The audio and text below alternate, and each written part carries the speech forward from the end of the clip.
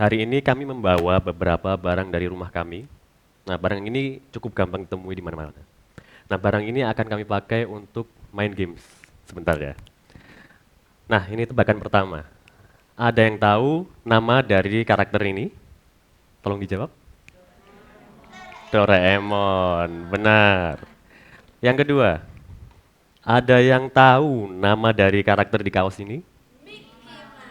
Mickey Mouse, benar.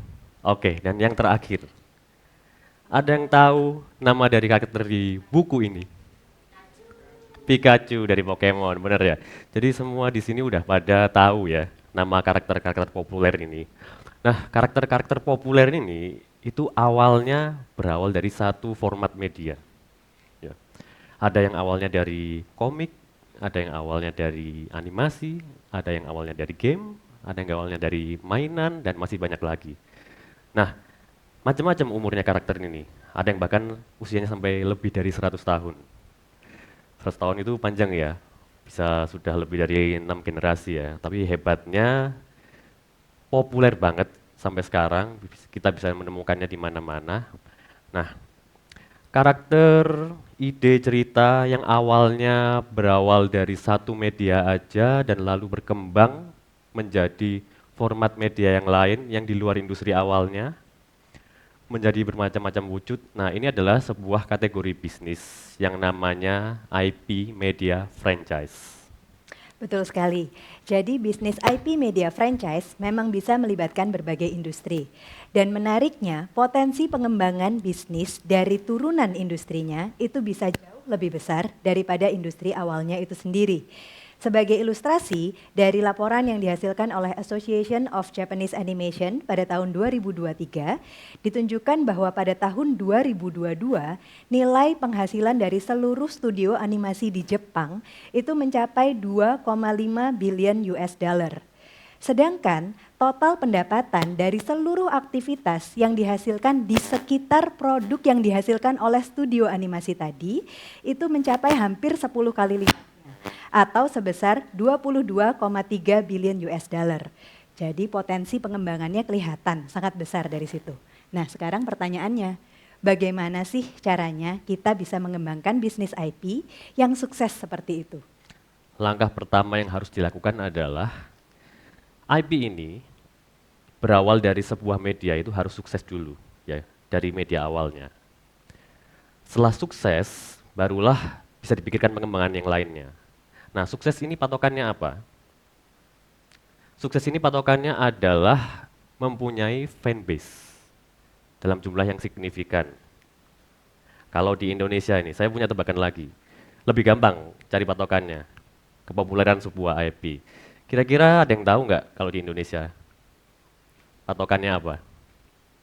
Sebuah IP itu sukses populer. Dibajak, di Dibajak, copy. bener banget. Betul sekali. Dibajak, ya. Jadi balik lagi ke fanbase. Kenapa fanbase ini penting bagi calon-calon kolaborator? Kolaboratornya ini bisa berupa agency, brand partner, apapun itu. Karena buat mereka, fanbase ini adalah market. Market yang siap untuk dipenetrasi, siap untuk dijualin produk-produknya. Jadi setelah ini ada, nah baru potensi untuk kolaborasi itu bisa terbuka lebar. Ya. Betul.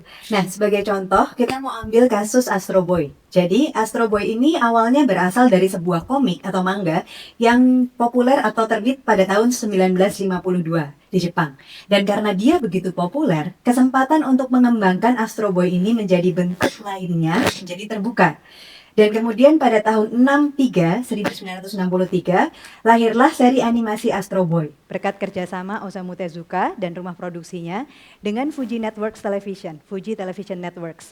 Nah, kerjasama ini menghasilkan produksi seri animasi yang ditayangkan kemudian di stasiun televisi Fuji Network. Nah, bersamaan dengan itu, kerjasama tadi juga melibatkan advertising agency yang juga menggandeng sebuah brand. Brand produk bernama Meiji Seika. Jadi di tahun yang sama ketika film seri animasi tadi itu tayang, terluncurlah juga sebuah produk coklat yang memfeature karakter Astro Boy. Ini adalah contoh pertama pengembangan industri IP media franchise. Nah, dari case study itu kita bisa lihat ya, ini adalah sebuah proyek kolaborasi yang tujuannya satu, untuk kepentingan benefit ekonomi yang bisa dinikmati bersama. Ya. Tapi dalam proyek ini, masing-masing pihak yang terlibat itu fokus pada ekspertisnya masing-masing. Contohnya yang tadi, animation studionya berfokus pada produksi animasi. TV-nya fokus pada distribusi, penyebaran kontennya. Sementara agensinya fokus pada menginisiasi atau membuat skema untuk bisa memfasilitasi semua pihak. Ya. Lalu yang terakhir, pemilik brand owner, mereka bisa berkontribusi pada produk atau jasa yang bisa mereka hasilkan. Kolaborasi seperti ini sebenarnya juga sangat bisa dilakukan di Indonesia. Kami tahu karena melalui IP media franchise kami sendiri, Baba Lili Tata, kami telah berhasil membuat beberapa kolaborasi dengan brand yang berhasil menghasilkan produk-produk turunan seperti buku cerita, sepeda, dan juga live show dan performance yang terjadi di berbagai mall di Indonesia. Sebetulnya di Indonesia itu sudah ada beberapa IP lokal lain yang sudah punya fanbase, bahkan sudah berkolaborasi dan ataupun sudah siap berkolaborasi. Tapi kenyataan di lapangan, proyek kolaborasi yang sering banyak terjadi itu didominasi dengan IP dari luar negeri. Nah, kenapa hal itu bisa terjadi? Karena ada gap antara IP lokal dengan stakeholder atau brand owner atau agency yang ada. Ya. Di sini agency itu bisa membantu, menginisiasi, memfasilitasi supaya IP dan brand ini bisa bertemu. Supaya bisa terjadi proyek kolaborasi yang saling menguntungkan. Betul sekali, dan PR terbesarnya tentu adalah untuk menghasilkan atau meyakinkan para brand owners bagaimana caranya bahwa berkolaborasi dengan IP lokal itu tidak kalah menarik dibandingkan dengan kolaborasi dengan IP luar. Kalau dilihat dari segi fanbase, sebenarnya IP lokal itu juga banyak yang mempunyai fanbase yang jumlahnya tidak kalah jika dibandingkan dengan IP luar. Kalau dilihat dari segi relevansi konten dengan kondisi masyarakat di Indonesia, IP lokal tentunya punya peluang untuk menjadi lebih relevan dengan kondisi masyarakat. Dan yang ketiga, kalau dilihat dari adanya saluran komunikasi yang bisa menjangkau masyarakat Indonesia dengan lebih tepat sasaran, IP lokal punya kesempatan lebih bagus juga di situ.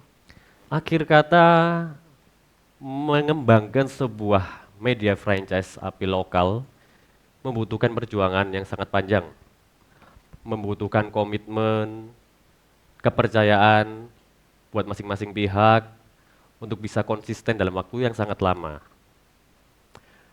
Kami berharap media franchise atau IP lokal itu bisa berjaya di negeri sendiri, karena IP lokal ini adalah representasi identitas budaya lokal kita melalui pop culture, dan mungkin bisa jadi warisan, legacy untuk anak cucu kita nanti. Kalau misalnya Baba Lili Tata ada di sini hari ini, mereka akan membagikan satu kunci rahasia bagaimana itu semua bisa terwujud. Kita lihat di video singkat berikut ini.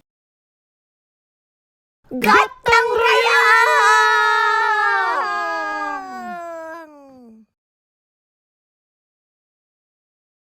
Demikian, Terima terima kasih. kasih.